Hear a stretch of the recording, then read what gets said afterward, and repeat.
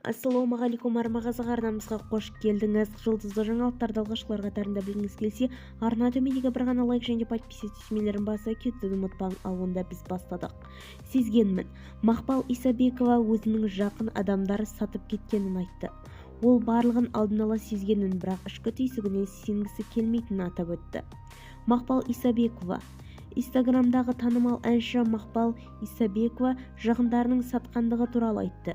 Өнер иесі бұл туралы Инстаграмдағы желідегі парақшасында жазды. Сатқындық алыстан келмейді. Олар әрқашан жанымызда, кейде соншалықты жақын. Біз күтпеген жерден келеді, деді әнші. Ол барлығын алдын ала сезгенін, бірақ ішкі түйсігінің сенгісі келмегенін атап өтті.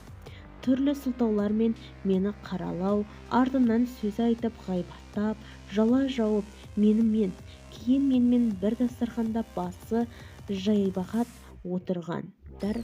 Мен сіздерді білемін. Мен сеземін. Тек мұны осы жасымда ғана түсінгенім өкінішті. Сіздермен араласқан кезде босқа кеткен уақытым болды. Барлықтарыңыз өмірін ойлай алмай, тек өз өміріңізбенен айналысатындай бақытты өмір сүресіңіздер. Өйткені нағыз бақыт адамдар әрқашан мейірімді болады, деді Мақпал Исабекова. Бізді тамашалауды жалғастырыңыз, саламат болыңыз.